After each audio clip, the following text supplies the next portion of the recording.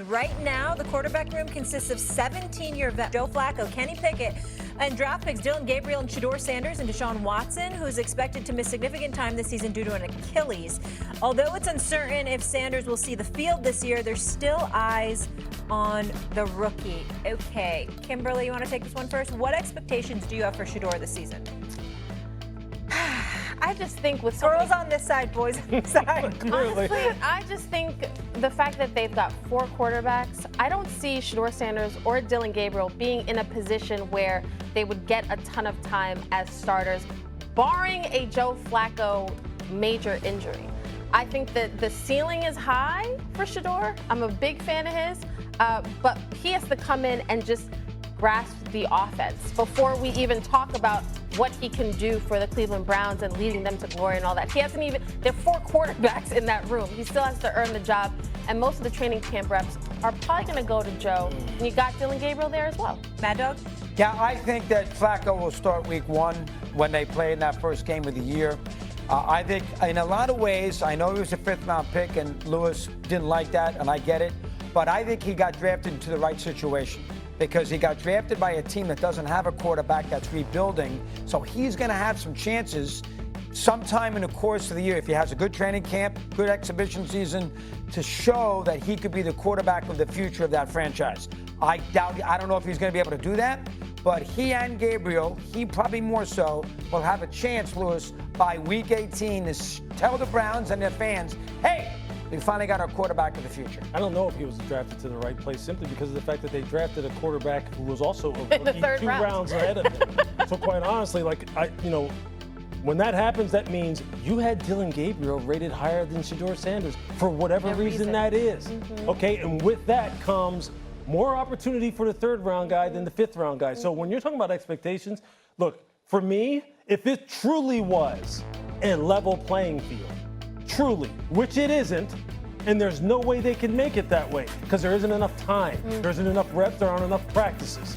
If it truly was, if they said, you get 5, you get 5, you get 5, you get 5, you get 5, he'd win the job. He's the most talented quarterback, I believe, on that roster. Yes. But he's not going to get the opportunity because, number one, politics are going to play a part of it no matter what they say because they drafted. Look, when you have a front office that's sitting there going, hey, dude, when they're having their personnel meetings, we drafted Dylan Gabriel in the 3rd freaking round. We had a 3rd round grade on him. We drafted Shedeur in the 5th. They're not going to go, hey, you know what? Because Lewis and Doggy and everybody else was talking about the fact that they like Shedeur, we're going to give him more reps than we give Dylan. No, they're not. They're going to set him up for success. And so for me, the expectations are totally contingent upon how many reps does Shedeur get? How many reps does he get in team? How many reps does he get in the games? How many 2-minute situations? How many of those situations that allow a coach to say, hey, look, I have a good feeling for what this guy can bring to the table, and therefore I'm comfortable putting him in?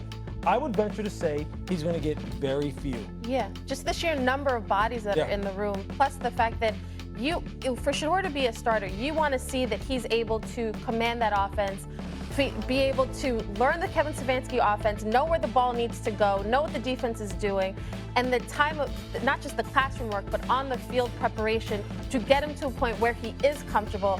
And also, we haven't even talked about their schedule. For me, that's why it makes sense to put Joe Flacco out there. They have a really tough schedule to start.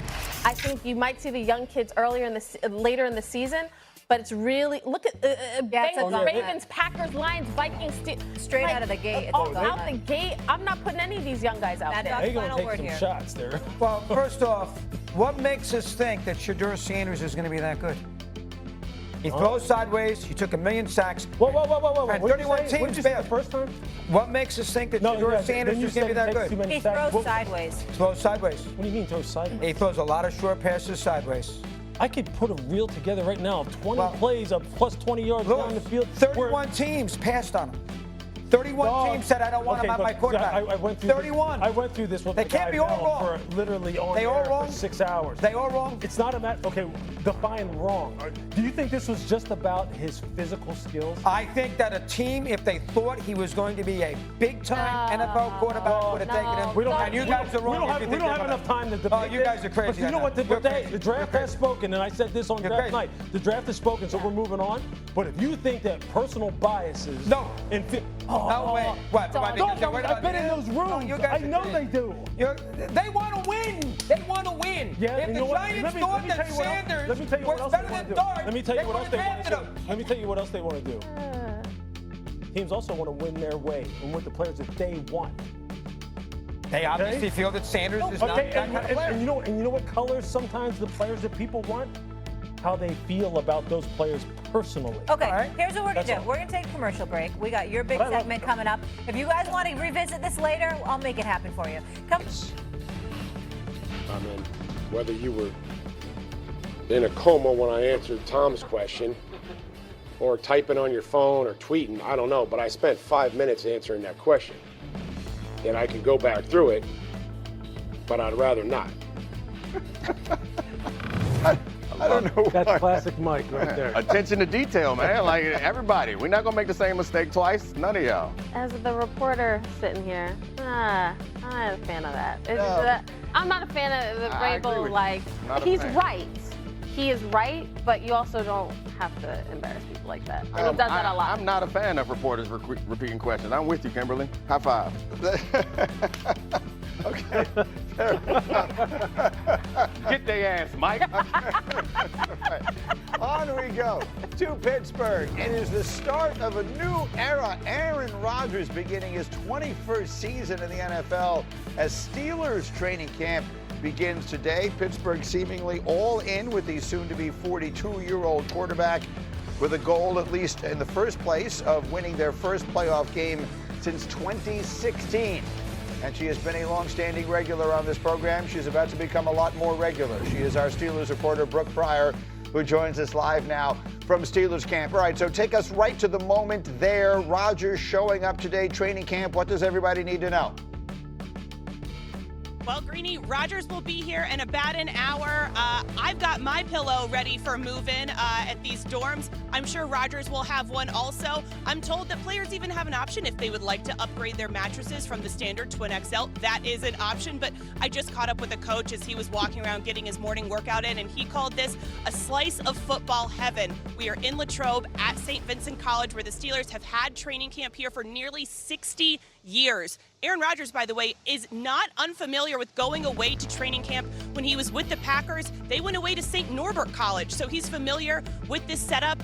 Once they move in, they'll have some team meetings, and then tonight is the conditioning test. And let me take you back to a year ago when Russell Wilson injured his calf on that field right behind me, pushing a sled in the conditioning test. We asked Mike Tomlin if they would be reprising that part of the conditioning test, and he said, I'll have to let you know. He wasn't going to tip his hand on what these players are going to see later tonight. And so, Brooke, I was looking through your notes earlier this morning, and the thing that struck me was the reaction of the populace.